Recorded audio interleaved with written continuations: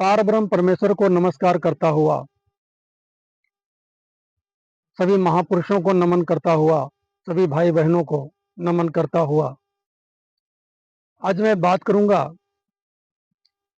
कि एक प्रश्न आता है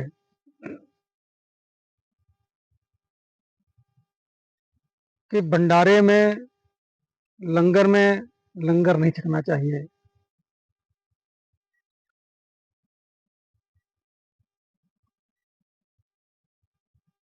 देखिए, जो भंडारा है, जो लंगर है, ये प्रत्येक जरूरतमंद लोगों के लिए होता है,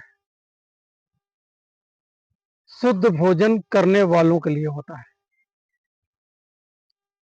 अब कोई यात्रा पे गया हुआ है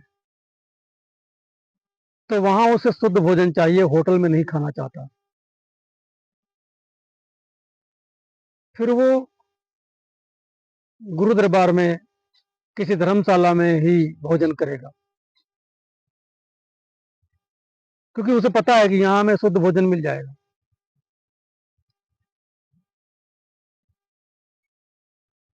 और शुद्ध भोजन करने से ही हमारी मन बुद्धि शुद्ध रहती है।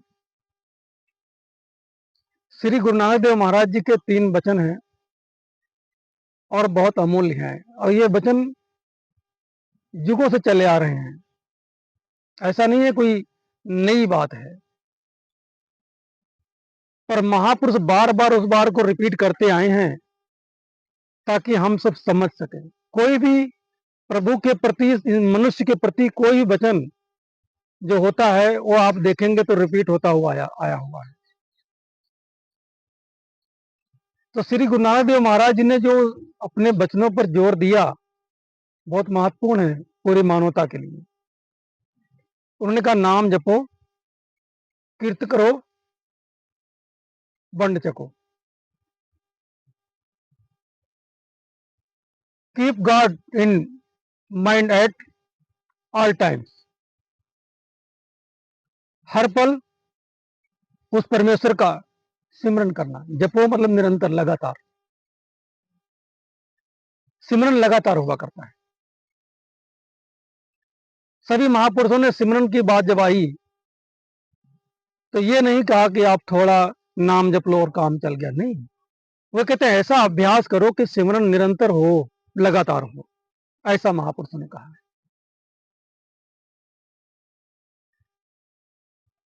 नामदेव जी के पास त्रिलोचन जी आते हैं और नामदेव जी को बोले, नामा माया मोहया कहे त्रिलोचन मीत, काहे छिपो छाइले राम न लाओ चित।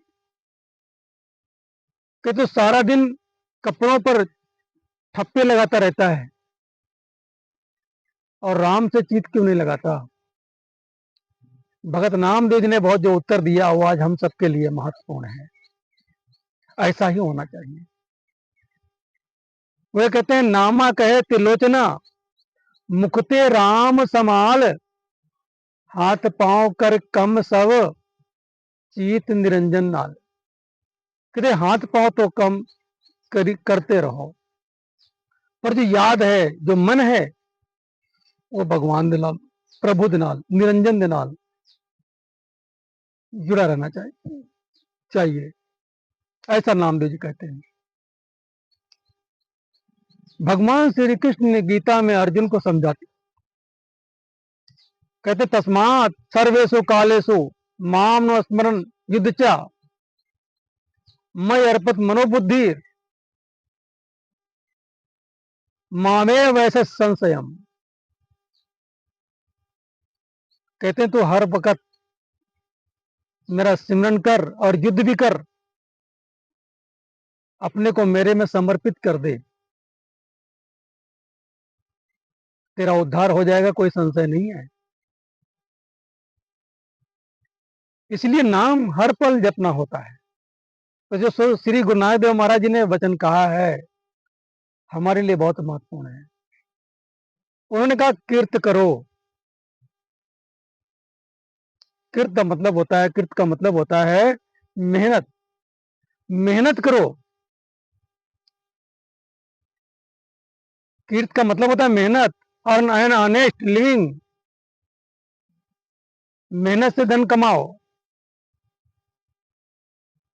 और मेहनत का धन ही कमाकर श्री गुरु नानक देव महाराज का बंड चको, share ones earnings with others, सबको बांटो, औरों को दो।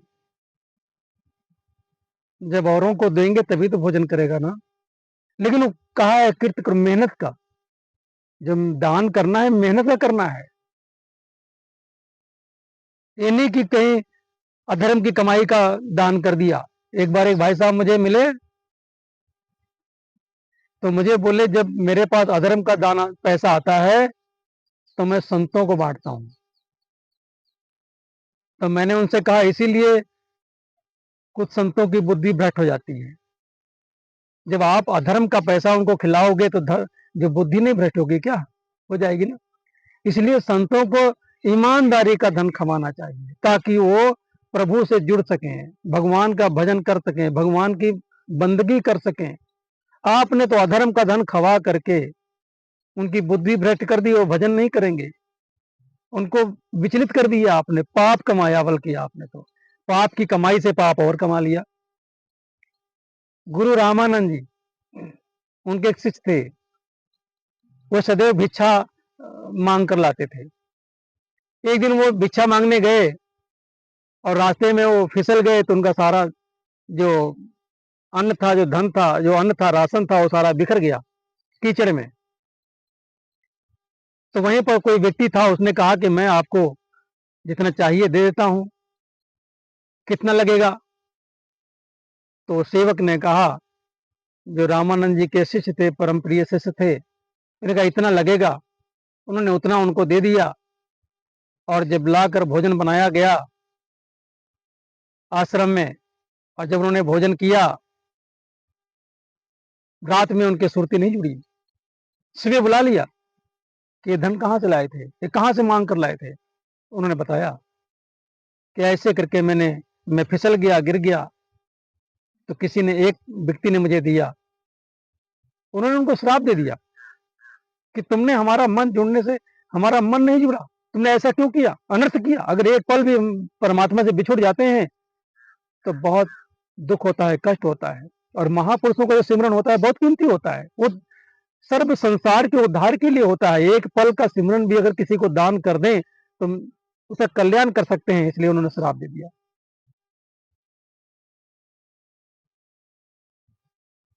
तो जो ईमानदारी का धन है वो जोड़ता है भगवान से। इसलिए भंडारे के अंदर नाम जपा हुआ व्यक्ति, कीर्त करता हुआ, और जब बांट के खाता है, ऐसा धन जब व्यक्ति कोई करता है तो वो व्यक्ति प्रभु से जुड़ जाता है। वो अगला व्यक्ति भी, उसका मन भी करने लगता है कि हम भी भगवान का भजन करें। इसलिए कहते हैं कि भंडारे में भोजन ना करो, क्योंकि वहां कहीं अन्याय का धन ना हो, अधर्म का धन ना हो, इसलिए ऐसा कहते हैं। नहीं, भंडारे में धन प्रसाद होता है। लेकिन दान ऐसा दिया हो, जैसा मैंने आपसे अपने विचारों में कहा, ईमानदारी का धन हो, तो मेरे भाइयों ईमानदारी का ही धन दान देना चाहिए। भीष्म पितामह से द्रौपदी पूछती हैं कि तीरों की सैया पर पड़े हुए आप मुझे बहुत बड़ा ज्ञान दे रहे हैं, उस समय आपका ज्ञान कहाँ चला गया था जब मेरा चीर हरण हो रहा था? भीष्म पितामह ने कहा, पुत्री, उसमें मैंने दुर्योधन का अन्न खाया हुआ था, इसलिए मेरी बुद्धि भ्रष्ट हो गई थी। आज जब 48 दिन हो गए हैं, इन तीरों की सैया पर सारा खून निचुड़ गया है, मुझे अब ज्ञान आया है। अधर्म का धन बुद्धि भ्रष्ट कर देता है और अधर्म का धन अधर्म के मार्ग पर ले जाता है। श्री गुरु नानक देव महाराज जी को मलिक भागों ने अपने भंडारे में बुलाया। श्री गुरु नानक देव महाराज ने मना कर दिया कि मैं भोजन नहीं करूंगा। जब उन्होंने बहुत प्रयास किया, श्री गुरु नानक देव महाराज जी वहां पहुंचते हैं और वहीं पर भाई लालो जी से कहते हैं कि अपनी जो रोटी है वो लेकर आना, जो भोजन तुम्हारे घर में है। भाई लालो जी वो बाजरे की रोटी, कोदरों की, वो लेकर आते हैं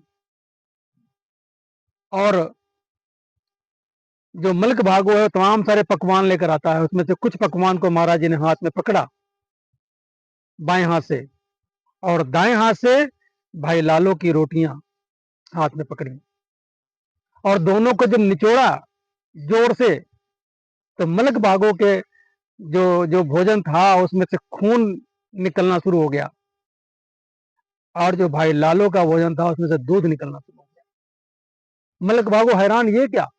उसने पूछा महाराज ये कुछ समझ नहीं आया कि तुम्हारा जो धन है वो अधर्म का है, वो गरीबों का चूस चूस करके खून वो तुमने इकट्ठा किया है, इसमें से खून निकलता है। ऐसा कर सकते हैं महापुरुष?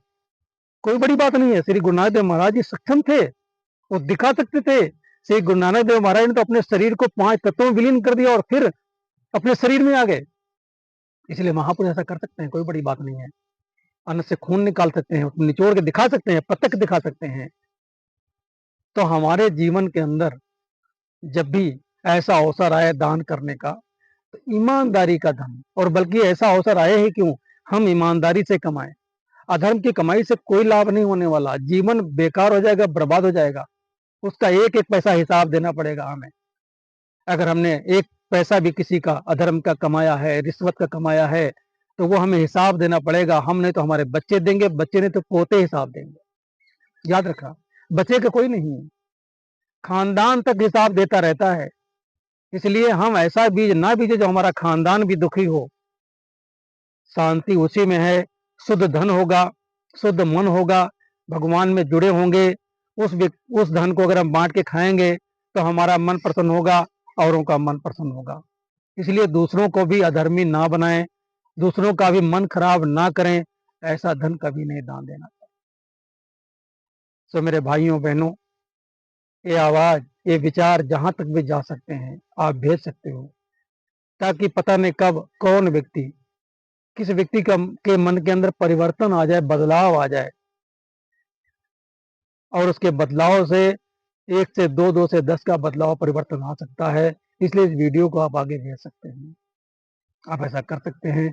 ये मेरा अनुरोध है। और मेरे भाइयों, अगर आपके जीवन में ऐसा अवसर आता है अधर्म की कमाई का, तो आप छोड़ दीजिए, मत कीजिए, मत कीजिए। कुछ नहीं होगा उससे। आप 10 मंजिल 20 मंजिल मकान, 2-4 कारें खरीद लोगे, कोई फर्क नहीं पड़ने वाला इससे। बहुत कुछ नहीं बनने वाला, कोई शांति नहीं आने वाली। शांति कहीं और है, इसमें शांति नहीं है। अगर शांति इसमें होता तो सिकंदर यहाँ जब लूटने आया तो रास्ते में एक महापुरुष मिले और बोले, सिकंदर कहाँ जा रहे हो? कहते भारत को लूटने। कहते क्यों? कहते इसलिए कि जब मैं वापस जाऊंगा तो शांति से आनंद लूंगा। तो उस फकीर ने कहा, इस बालू की रेत पर मैं लेटा हुआ जो शांति तो इतना मार काट कत्ल करके आएगा और लूटेगा, उसमें ढूंढता है, वो शांति तो हमें रेत पर मिलती है, बालू की रेत में। इसलिए जो शांति आपकी ईमानदारी के धन में है, वो शांति आपको अधर्म के धन में नहीं दे सकती। आप परेशान हो जाएंगे, बीमार हो जाएंगे, तमाम सारी बीमारी लग सकती हैं मेरे भाइयों। इसलिए अधर्म का धन मत कमाओ, ईमानदारी का धन ही बांट कर खाओ, और ईमानदारी का धन कमाओ, ताकि हम भी नाम जप सकें, बंदगी कर सकें, भजन कर सकें। आप सबका ही धन ही मैं खाता हूं। इसलिए अगर किसी में ऐसी कमी है, ऐसी गलती है, तो ना करे, ईमानदारी से। धन्यवाद आप सभी का। मुझे उम्मीद है कि आप सब, जहां पर आपके अंदर किसी के अंदर ऐसी कमी होगी तो आप जरूर उसमें संशोधन करेंगे, ऐसे मुझे उम्मीद। धन्यवाद आप सभी का।